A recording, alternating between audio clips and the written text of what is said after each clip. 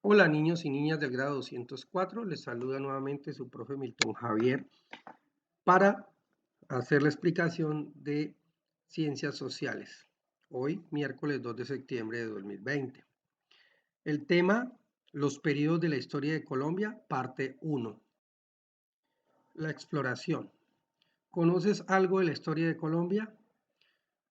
Aquí aparecen unas imágenes que nos ayudan a escribir algo de lo que ustedes conocen de la historia de Colombia. Por ejemplo, si ustedes saben qué representan esas figuras que se encuentran en la franja amarilla o qué representa el personaje que se encuentra en la franja azul o lo que está sucediendo en la franja roja.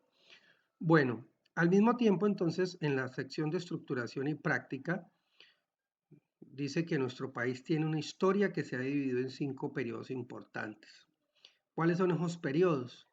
El periodo indígena, el periodo de conquista, el periodo colonial, el periodo de independencia y el periodo republicano.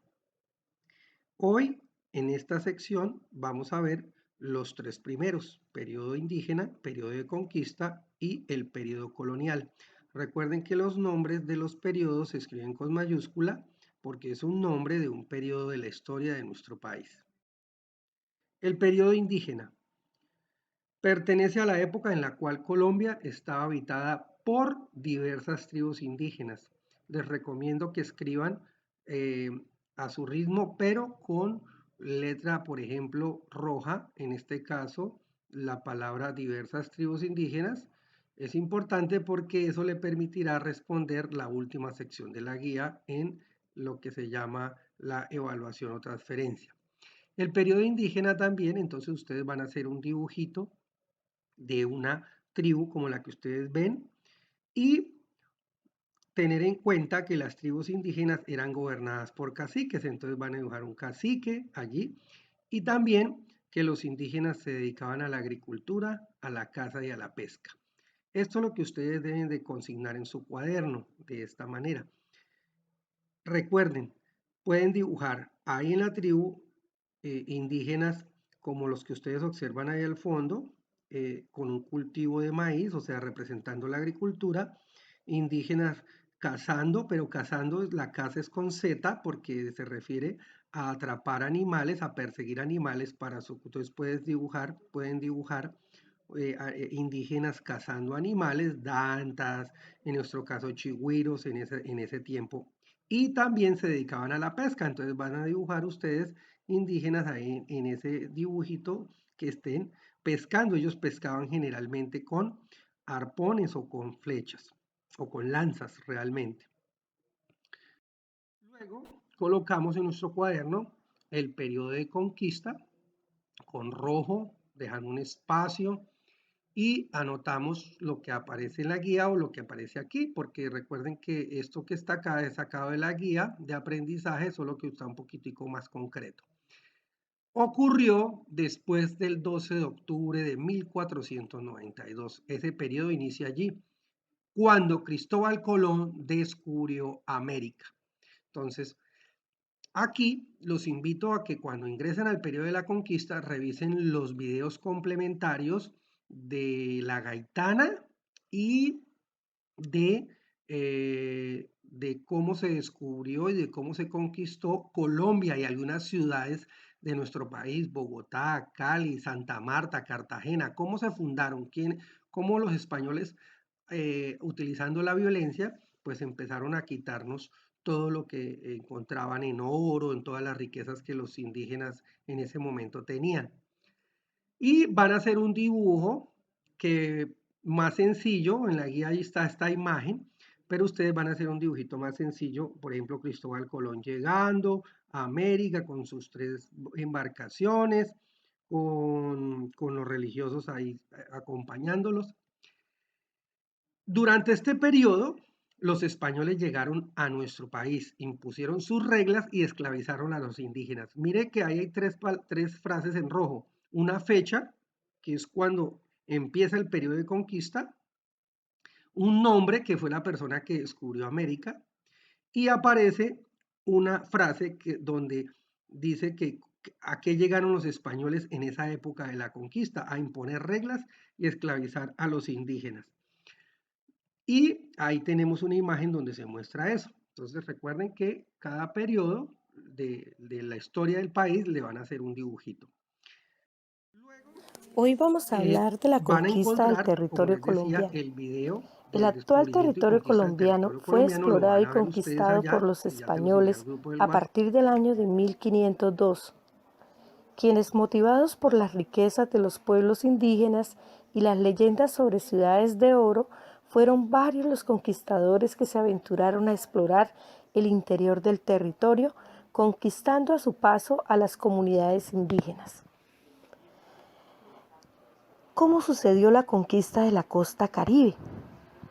Rodrigo de Bastidas, en 1502, exploró las costas desde el Cabo de la Vela hasta el Cabo de Urabá. Durante ese tiempo, descubrió la desembocadura del río Magdalena, que llamó Río Grande de la Magdalena. En 1510, Martín Fernández de Enciso y Vasco Núñez de Balboa fundaron Santa María la Antigua del Darién.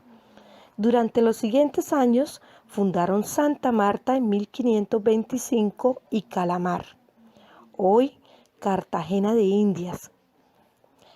¿Cómo sucedió la conquista de la región del sur occidental de Colombia? En 1535, Sebastián de Belalcázar entró al actual territorio colombiano proveniente del sur del continente buscando un mítico lugar rico en oro. A su paso, fundó la población de Cali, Popayán y Pasto. Por su parte, Jorge Robledo comandó la expedición que fundó las ciudades de Anserma en 1539, Cartago en 1540 y Santa Fe de Antioquia en 1541. ¿Cómo sucedió la conquista de la región central? En 1536, Gonzalo Jiménez de Quesada partió desde Cartagena con 700 hombres navegando por el Río Grande de la Magdalena en busca de la mítica ciudad del Dorado, porque los indígenas, en vista de que los españoles habían llegado a matarlos, les dijeron que había una ciudad llena de oro y que era la ciudad del Dorado. Como los españoles venían en busca de las riquezas, dijo Gonzalo Jiménez de Quesada, yo me iré a través del Río Grande de la Magdalena en busca de la mítica ciudad de El Dorado. Durante esta travesía, muchos de sus hombres murieron por causa de las enfermedades tropicales, el hambre y los ataques de diferentes grupos indígenas y animales salvajes. Solo sobrevivieron 170 hombres. Después de que Gonzalo Jiménez de Quesada y su ejército recorrieron la Tora, actual Barranca Bermeja, entraron a la sabana de Bogotá, territorio habitado por la cultura muisca. En 1538, Jiménez de Quesada llegó a los territorios del Zipa, sometió a la población y fundó la ciudad de Santa Fe. Luego, desde allí partió en busca del gran Templo del Sol, ubicado en Sogamoso, lugar donde se rendía el culto al dios Sol. Recuerden, muchachos, que nuestros indígenas adoraban al Sol y a la Luna. Este templo fue quemado por los españoles por causa de la ambición, por obtener sus valiosos tesoros. En su paso hacia Sogamoso, Jiménez de Quesada explotó los territorios denominados por el Saque de Tunja, donde asaltó numerosas tumbas y templos de los indígenas. Finalmente, en 1538, se encontraron en Santa Fe Nicolás de Federman, quien venía del oriente. Sebastián de Belalcázar, proveniente del occidente, y Jiménez de Quesada. Desde allí partieron hacia España para decidir cómo se iban a repartir las tierras descubiertas. En la extremidad meridional del valle alto del río de la Magdalena, fundó el capitán español Pedro de Añasco, por orden de Belalcázar, la villa de Timaná, para favorecer las comunicaciones entre Popayán y el río de la Magdalena. Pedro de Añasco, en vez de procurar prosperidad para la región, comenzó a citar a los indígenas para imponerles tributos y obligaciones. El primero en ser llamado fue un mancebo con su madre, a quien los españoles llamaban la Gaitana. Mandaba en una de las tribus, pero este se negó a asistir el día citado. Determinó Añasco ejecutar en este desventurado un castigo que sirviese de escarmiento a todos los demás. Sorprendiéndolo a la medianoche en su choza, lo hizo traer cautivo y, a pesar de los ruegos de su madre, lo mandó quemar vivo en presencia de ésta. Herida en su corazón de madre, se fue de pueblo en pueblo a buscar apoyo para eliminar al invasor y vengar la muerte de su hijo. Juntáronse de pronto más de 6.000 indios llegados de todas las regiones y tribus, respondiendo al llamado de la Gaitana, quien se había reunido con varios de los caciques, entre ellos Piguanza, jefe de los Yalcones. Atacaron de sorpresa a la madrugada a Pedro de Añasco, que con 20 hombres andaba tranquilamente recorriendo los alrededores, y a pesar de la resistencia y la diferencia de armas, todos fueron muertos, excepto 3 que lograron llegar a Timaná a comunicarle a Juan del Río la noticia del desastre. Añasco cayó vivo en manos de sus enemigos y fue entregado a la Gaitana. Esta le hizo sacar los ojos y lo paseó con un dogal al cuello de pueblo en pueblo hasta que pereció miserablemente. La Gaitana continuó aún después de la muerte de Añasco, exhortando a los caciques, sobre todo a Piguanza, jefe principal de los Yalcones, para sacar al invasor de sus tierras. Así otra veintena de españoles que venían con ganado de Popayán a Timaná fueron sorprendidos y muertos en el camino. Llegó la noticia a Popayán del alzamiento indígena. Resolvió Juan de Ampudia, que mandaba en aquella colonia, salir a lo que llamó el castigo de la insolencia de los indígenas. Reunir cerca de 100 hombres llegando a la región, pero a pesar de que los indígenas hicieron una valiente resistencia, cientos de ellos quedaron muertos y diseminados en los campos. Juan de Ampudia murió de un lanzazo en el cuello en el último combate, y su segundo, Francisco Tovar, hubo de retirarse a Popayán desengañado. La Gaitana logró reunir cerca de 10.000 hombres, pero fueron traicionados por el cacique Matambo, quien avisó a Juan de Ampudia. Los indígenas fueron recibidos con proyectiles incendiarios que abrieron campo a Juan del Río y los demás jinetes, quienes comenzaron una matanza, quedando los campos cubiertos de miles de cadáveres. A pesar de la victoria, resolvieron los españoles abandonar esta colonia, no sin antes buscar a la Gaitana para aniquilarla. Al saberse perseguida por los españoles y en un acto de heroísmo extremo, se dirigió al Salto de Borbones del Paso de Pericongo y se lanzó al abismo con varios de sus jinetes para significar que nunca los españoles mancillarían su libertad. Así terminó la historia de nuestra heroína. En homenaje a nuestros aguerridos pueblos indígenas yalcones, apiramas, pinaos, guanacas, paeses que habitaban el valle alto del río de la Magdalena. Luego, en nuestro cuaderno, vamos a colocar como título el periodo colonial. Ese periodo colonial dice que entre 1550 y 1810 se ha denominado como época colonial. Durante este periodo, los españoles gobernaron y administraron la economía de nuestro país, al que llamaban, ojo a ese título, Nuevo Reino de Granada. Ese es el nombre de Colombia en la época de la colonia. Y en ese tiempo, ¿quiénes nos gobernaban? Los españoles. Nos gobernaban y nos administraban. Y la imagen que aparece aquí en esa presentación es porque el periodo de la colonia se acaba cuando sucedió ese evento, que vamos a verlo en la próxima clase, que es el siguiente periodo después de la colonia, que se llama periodo de independencia. Entonces eso lo vamos a ver más adelante. Aquí tenemos la imagen del nuevo Reino de Granada. ¿Qué era el nuevo Reino de Granada? Era lo que hoy en día es Colombia, pero también tenía unos pedazos de lo que hoy en día es Venezuela y lo que hoy en día es Perú y Ecuador. Ahí tenemos el mapa de ello. Ahí van ustedes a hacer van a utilizar una de las imágenes que aparece en el periodo colonial en la guía, la recortan o pueden buscar una que les como diferente a estas.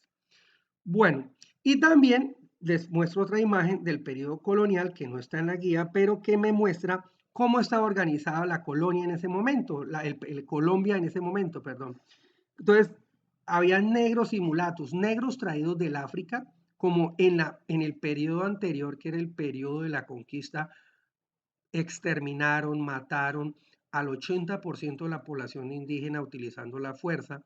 Entonces, por quitarle el oro y las riquezas, entonces como se acabaron los indígenas, entonces ya quedaban muy poquitos y necesitaban que le hiciera el trabajo a los españoles, entonces trajeron de África negros y empezaron a tener, por ejemplo, familias, empezaron a haber familias entre negros e indígenas, entre negros y blancos españoles o entre españoles e indígenas, y eso originó una serie de razas y al mismo tiempo se crearon lo que se llama hoy en día criollos o mestizos. Nosotros somos eso, una mezcla de criollos, de lo que somos indígenas, somos negros, tenemos de todo, tenemos mezcla de españoles. Y arriba, como ya habíamos dicho, en el periodo colonial estaban los españoles gobernándonos. Chicos, entonces, en torno a eso, ustedes, niños y niñas, van a desarrollar la guía en la sección, unas preguntas que aparecen en la sección de evaluación y transferencia. Hasta pronto. Hamilton, para nuestra institución es un honor contar con estudiantes tan brillantes como usted. Nos llamaron del Colegio de Popayán para que usted realice su ponencia sobre la campaña libertadora. Muchas gracias, señor. Espero que deje en alto el nombre de su colegio. Hola, y vos debes ser linda. Así que tú eres Hamilton. Te doy la bienvenida a uno de los colegios más antiguos del país. Espero lo disfrutes, pero te advierto, debes tener cuidado cuando suene la campana. ¿Y acaso qué pasa cuando suena la campana? ¡Ay! No digas que no te lo advertí. ¡Ay, ay, ay! ¿Y ahora qué voy a hacer para la ponencia? ¿Y esto qué es? ¿Sí ves? Este es uno de los colegios más antiguos de Colombia. ¡Wow! Tengo una buena idea para reemplazar mi ponencia. ¡Claro! ¡Eso es! Podría ser. ¿Cómo eran los colegios en la época de la colonia? Finalmente, si queremos comprender la independencia, es clave saber qué pasaba en la colonia. Pero yo no sé cómo eran, oiga. Es hora de llamar al profesor Superman. Silveria, no olvide que los cubiertos se usan de afuera hacia adentro. A ver, ¿cuáles son los cubiertos para el postre? Pues los más chiquitos, porque los ricos son tacaños y no les gusta servir mucho postre. ¿Y los del plato fuerte? Estos, los más grandes, profesor. ¡Ay, ay, ay, ay, ay! ¿Qué pasó, oiga? Por San Martín de Porres. ¿Se encuentra bien, Silveria? Claro que estoy bien, hombre. Deje la laraca. Pero, profesora Corot, Hamilton necesita saber cómo eran los colegios en la época de la colonia. ¡Almerlu Zapato, con prontitud!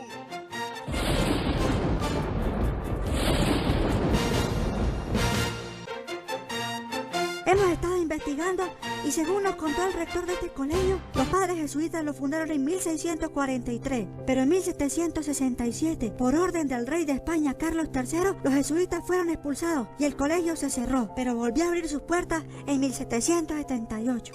Entonces viajaremos a Popayán en 1778, a recorrer las huellas de la historia. ¡Con prontitud!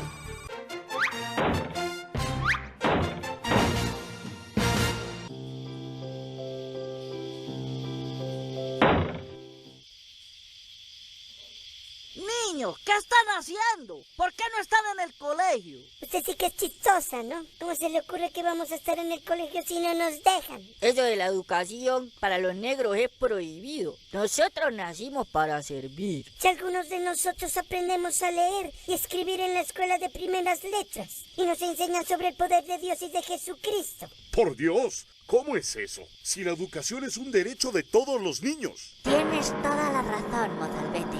Al colegio solo vienen los blancos y con recursos suficientes para pagar su educación. Así que mejor vete si no quieres que Dios te castigue por meter tus narices donde no debes. ¿Y ustedes dos? ¿Qué? Señor, venimos a ponernos a su servicio. Tal vez necesite hacer la limpieza del colegio. Sigan, apurados. Alma virunque cano, Troyae qui primus. ¡Ay, profesor! ¿Qué es eso tan raro? Es como si estuvieran hablando en chino. No, chica, el dictado es en latín, madre de las lenguas romances. Claro, es que deben estar en clase de latín, mamá. No, Hamilton. He estado investigando y descubrí que en esa época todas las clases se daban en latín. Lo que está dictando el profesor es la Eneida de Virgilio. Esa debe ser la clase de literatura. En este mismo libro se aclara que en esos colegios solo se dictaban clases de literatura, teología y filosofía. ¿Y usted qué hace ahí, joven? Es que el profesor me castigó por no aprenderme la lección. Hamilton y Lina, estamos afuera en un salón de clase y estamos viendo a un joven llorar. Imagínense que el profesor lo castigó por no saberse la lección. Oigan, ¿y ustedes qué hacen acá? ¿No saben que los negros tienen prohibido el ingreso al colegio? Y también las mujeres, los indios y los blancos sin riquezas. Mejor dicho, en este tiempo casi nadie se podía educar. No hay ni una sola niña por aquí. Pues sí, solo unos privilegiados podemos estudiar. Ahora retírense. Mamá, según nuestra investigación, en esos tiempos las mujeres no iban al colegio porque normalmente se encargaban de las labores domésticas. ¡Ay, ay, ay, ay, ay! Y ahora también machismo. Con esa bendita cosita de algunos hombres que están convencidos de que una solamente está para fritar empanadas en chancletas. ¡Es el colmo! No todos los niños iban al colegio. Algunos tenían tutores que les dictaban clases privadas, aunque esto era más costoso que ir al colegio. También encontramos que a finales del siglo XVIII, José Celestino Mutis y el entonces obispo Caballero y Góngora intentaron impulsar una reforma educativa para incluir más materias. Claro, José Celestino Mutis, el científico que lideró la expedición botánica y que en esta época trató de impulsar reformas a la educación. Ese es el señor que hay que encontrar. Busquemos a ver si está por acá. Esta reforma que propone el Mutis es irreverente y díscola. Espérese, mi chica. Esto suena interesante. ¿Cómo se les ocurre a Mutis y a su excelencia, el arzobispo Caballero y Góngora, semejantes atrocidades? Nosotros orgullosamente enseñamos las santas doctrinas del angélico doctor Santo Tomás de Aquino. Y ahora dizque proponen que enseñemos las falsas doctrinas de Copérnico y Newton a nuestros estudiantes. Si es que esas teorías son condenadas como falsedad por nuestra iglesia. Ah, ¿qué tal? Ahora toca repetir esa locura de Copérnico, que la Tierra gira en torno al Sol. Ya todos sabemos que el Sol es el que gira en torno a la Tierra. Sí, la Tierra es el centro del universo y Dios su máximo gobernante. ¿Sí están escuchando esto, muchachos? En esta época aún están vigentes las ideas de Ptolomeo. Y eso que son del siglo II después de Cristo. Sí, profesor, y además ponen en duda los planteamientos que Copérnico expuso en el siglo XVI. Esto nos da pistas para comprender que en esta época hay una fuerte resistencia al cambio sobre lo que se enseña en los colegios. Esto sí es clave y tocaría investigarlo más. El problema es que ya no queda mucho tiempo. Tengo que terminar de preparar mi presentación. Según lo que aprendimos del viaje y lo que investigamos, los colegios de aquellos tiempos definitivamente eran muy diferentes a los nuestros. Así es, primero eran muy excluyentes. Ni las mujeres, ni los indios, ni los negros, ni los blancos pobres, ni los mestizos podían asistir. Se enseñaba en latín y veían pocas materias. Además, todo se tenía que memorizar. Se ingresaba al colegio ya grandes. No existía ni primaria ni bachillerato. Y además, los alumnos no podían argumentar ni discutir la palabra del profesor. ¡Hola de Dios! ¡Correcto! ¡Hemos cumplido! Hemos desenredado el nudo de la historia 2 pelos de la nariz de Pacheco. Un momento, profesor. Entonces, ¿cuánto tiempo más se demoró el debate entre las teorías de Ptolomeo y las de Copérnico? Si la educación era tan excluyente, ¿a partir de qué momento pudieron asistir al colegio las niñas, los negros y los indígenas? Además, ¿de qué servía aprenderse toda esa mano de datos de memoria? Profesor, ¿los estudiantes tenían libros en la casa para hacer las tareas? ¿Les ponían tareas? Esta es una misión para el profesor Superó. Y la cevichica. Para más información, entra a www.colombiaaprende.edu.co/historiahoy.